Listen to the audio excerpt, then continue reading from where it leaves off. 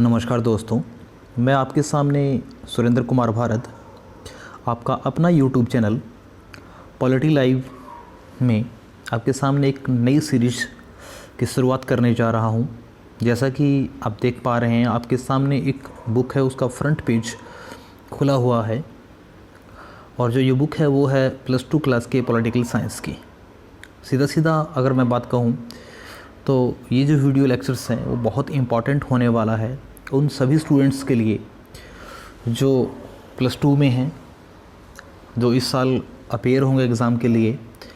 तो ज़्यादा देरी ना करते हुए आपके सामने मैं बात करता हूँ पॉलिटिकल साइंस की, कि +2 में पॉलिटिकल साइंस में कौन कौन सी बुक्स हैं, क्या क्या उनमें चैप्टर्स हैं, उन चैप्टर्स में हम क्या क्या रीड करेंगे।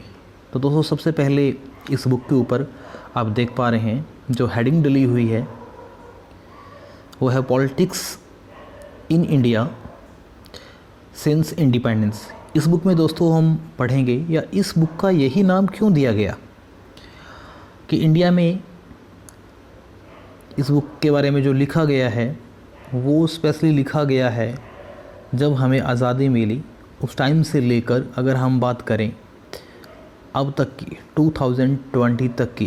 हालांकि लेटेस्ट वर्जन नहीं होगी, जो भी बुक्स आपके हाथों में होंगी, जो भी आप पढ़ रहे होंगे, उनमें मुश्किल से 2016-17 तक के आसपास का दिया होगा। बट हम 2020 तक जो जो घटनाएं हुई है उन सबको रीड आउट करेंगे। और अब हम बात करते हैं इस बुक में कितने चैप्टर हैं। जनरली इस बुक की हम बात करेंगे तो जैसे ही आप इस बुक को खोलेंगे तो आपके सामने एक पूरी लिस्ट निकल के आएगी, कंटेंट निकल के आएगा। उसमें टोटल 9 चैप्टर्स बुक में हैं। फर्स्ट चैप्टर दोस्तों आप जैसे देख पा रहे हैं, challenges of the national building. इस चैप्टर में हम पढ़ेंगे कि भारत ने 1947 में जैसे भारत आज़ाद हुआ उसके बाद में कौन कौन सी समस्याओं को उसने फेस किया। Lesson number 2, era of one party dominance, की एक पार्टी के प्रभुत्व का जो समय था, इसमें हम पढ़ेंगे कांग्रेस के बारे में।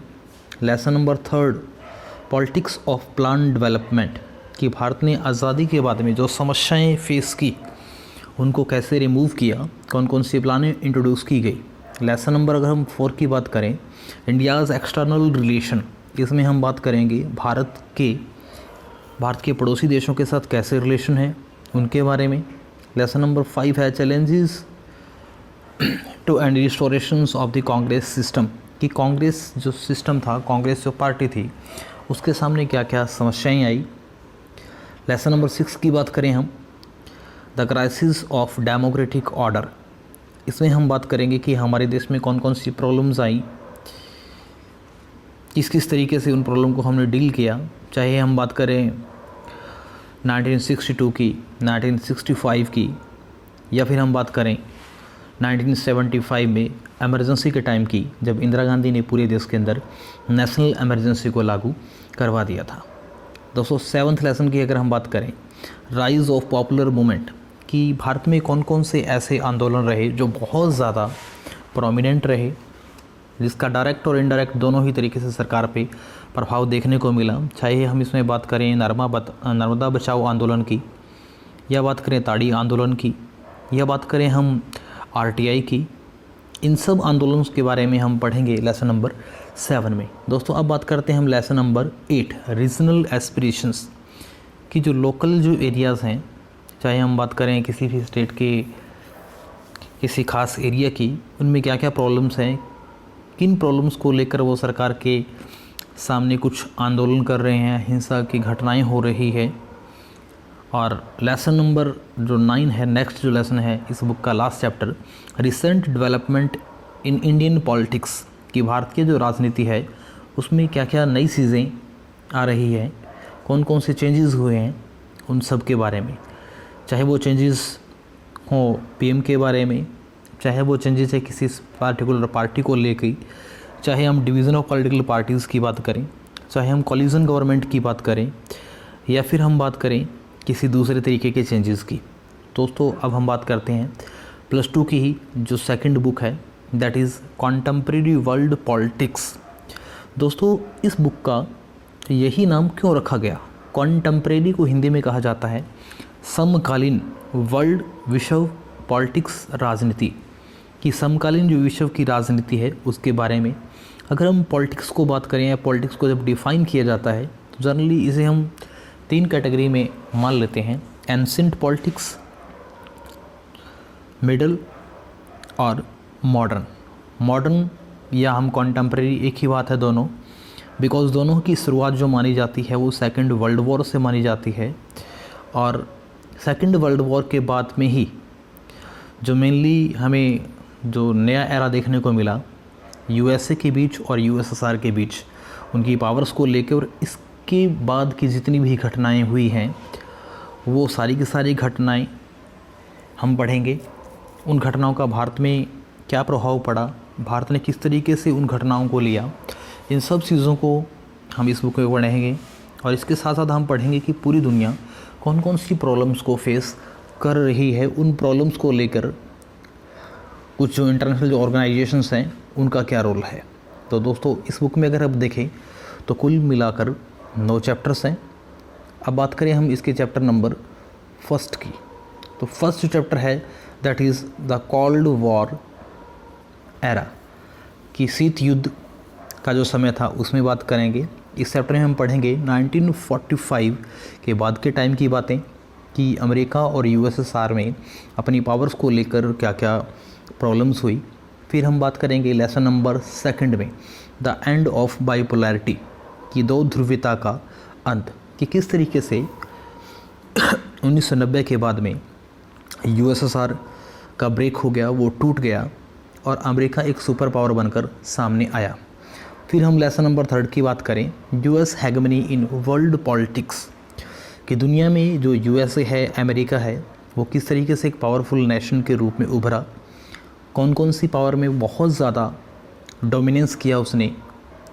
फिर हम बात करें लेसन नंबर 4 की, अल्टरनेटिव सेंटर्स ऑफ पावर, कि पूरी दुनिया में अमेरिका के अलावा और कौन कौन से ऐसे देश हैं, कौन कौन से ऐसे ग्रुप्स हैं, कौन कौन सी ऐसी ऑर्गेनाइजेशंस हैं जो बहुत ज़्यादा पावरफुल हो रहे हैं, और कहीं ना कहीं वो एक सब्स्टिट्यूट हो सकते हैं यूएसए का, ऐसा या यूँ कह लीजिए कि ऐसी शक्तियाँ जो कहीं ना कहीं सीधे तौर पे डायरेक्ट या इनडायरेक्ट टक्कर दे रही है यूएसए जैसी शक्ति को। लेसन नंबर हम 5 की बात करें, that is contemporary south Asia, कि जो साउथ एशिया है उसमें कौन कौन से देश हैं, उनके बीच रिलेशंस कैसे हैं, उनके अगर इंटरनल सिस्टम की बात करें उनमें डेमोक्रेसी है, किस तरीके की डेमोक्रेसी है, डेमोक्रेसी को लेकर लोगों में क्या अवधारणाएं हैं, उन सब बातों के बारे में हम पढ़ेंगे लेसन नंबर 5 में।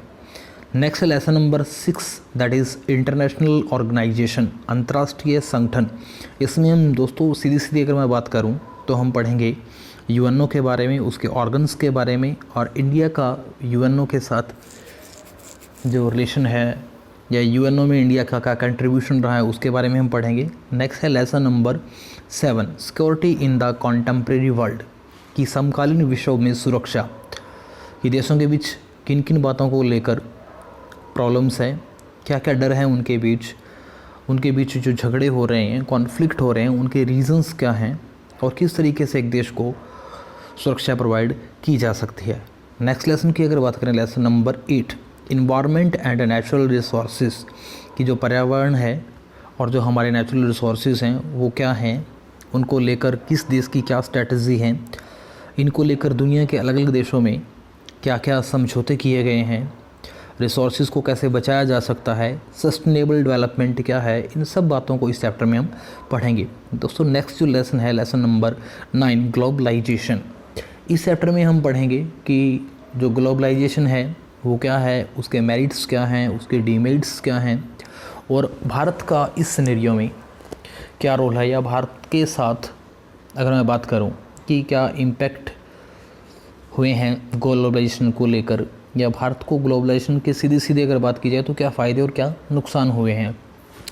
तो दोस्तों इन दोनों बुक्स में हम पढ़ेंगे